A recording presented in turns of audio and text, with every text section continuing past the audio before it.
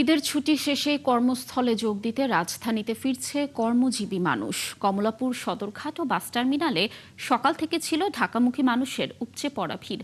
সড়কপথে বাড়তি ভাড়ার অভিযোগ থাকলেও রেল ও নৌপথের ঢাকা ফেরত যাত্রীরা জানিয়েছেন স্বস্তি। আরও জানাচ্ছেন শাহরিয়ার ইমতিয়াজ। তীব্র গরম উপেক্ষা করে ঢাকামুখী হাজারো মানুষ কর্মব্যস্ত জীবনে ফেরার তারা যেন সবার মধ্যেই। ঈদের আনন্দঘন মুহূর্তগুলো স্মৃতিতে রেখে জীবিকার তাগিদে তাই সবাই আবারও ফিরছে ব্যস্ত নগরীতে। ফিরতি পথে ছিল বাড়তি ভাড়া আর যানজট নিয়ে অভিযোগ, তবে নিরাপদে ঢাকায় পৌঁছাতে পেরে স্বস্তি ছিল যাত্রীদের মধ্যে। রাস্তায় নিরবচ্ছিন্ন যে যান চলাচল সেটা ছিল না।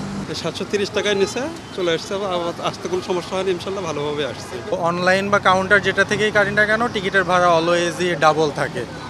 তো এইটা আমি দেখে আসছি যে বিভিন্ন গণমাধ্যমে বা বিভিন্ন সরকারিভাবে আর কি বলা হয় যে ভাড়াটা আসলে কম, কিন্তু বাস্তবে ভাড়া আসলে কখনোই কম হয় না। সাধারণ দিনে আমাদের 7 ঘন্টা সর্বোচ্চ এরকম। Lily premium gold soap 24 carat gold এনে দেয় রিয়েল গোল্ডেন গ্লো। 2 ঘন্টা একটু বেশি লেগেছে।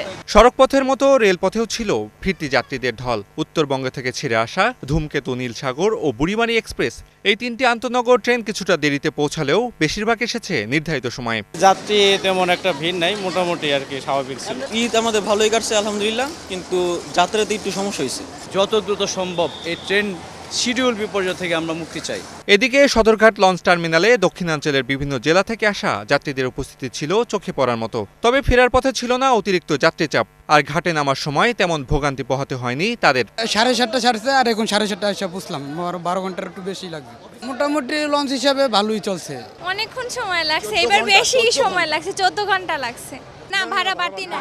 বাড়তি ভাড়া ঠিক আছে। অভিযোগ, অনুযোগ আর ভোগান্তিকে ছাপিয়ে লাখো মানুষ ফিরছে রাজধানীতে। ঈদের উৎসব শেষে ধীরে ধীরে তাই পুরনো ছন্দে ফিরেছে ব্যস্ত নগরী ঢাকা। শাহরিয়ার ইমতিয়াজ, ৭১, ঢাকা।